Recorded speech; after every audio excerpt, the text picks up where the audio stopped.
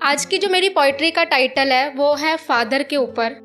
But इससे पहले कि मैं एक चीज़ बोलना चाहूँगी कि आज के टाइम पे जब भी लड़का और लड़की या मर्द और औरत के लिए बात होती है उसमें औरत और लड़की का नाम सबसे पहले आता है। पर किसी ने सही कहा है कि हर बार लड़का या मर्द गलत नहीं होता, सिचुएशन डिपेंड करती है।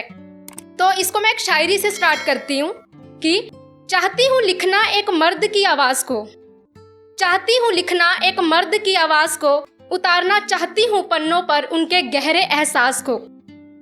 बड़ा ही सब्र होता है उनके दिलों में, बड़ा ही सब्र होता है उनके दिलों में, देना चाहती हूँ नाम मैं ऐसी ही एक किताब को।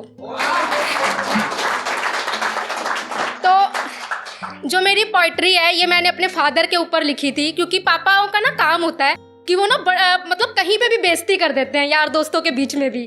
तो जैसे हमारा घर बन रहा था और मैं ना यहाँ से छुट्टी लेके घर गई थी। मैंने कहा पापा आप ईंटें उठा रहे हो, मैं उठाऊं? तो कहते तुम करने क्या आए हो, यही करो। तो ऐसे ही मैंने उनको, क्योंकि मैंने देखा है कि मेरे जो फादर हैं वो नॉर्मल इंडस्ट्री में काम करते हैं और वहाँ से आना फिर घर में देखना, हमारे घर में तो गाय भी है तो हर चीज़ को हैंडल करना। तो मैंने उस पे लिखा है कि जब हॉस्पिटल में एक माँ अपने बच्चे की एक किलकारी के लिए तड़प रही थी, तब वहीं उसके लिए कोई दुआएं मांग रहा था। बेचैन था वो भी लेकिन पर उम्मीद लिए हाथों में दवाओं के पर्चे ले बस इधर उधर भाग रहा था। खुशी तो थी उसे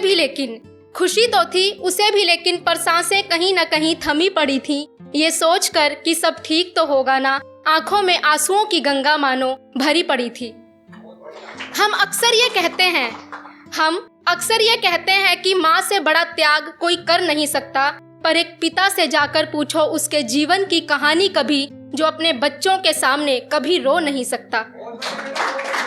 एक पिता से जाकर पूछो उसके जीवन की कहानी, जिसने अपनी पसंद से अपने लिए कभी कपड़े तक नहीं खरीदे होंगे, क्योंकि वो जानता है कि उसी की खुशियों से उसके घर के दिए जलेंगे। अगर माता जगत जननी है तो पिता जगत पालनहार हैं, उनके चरणों के आगे आज वो हजारों तीर्थ धाम बेकार हैं। Thank you.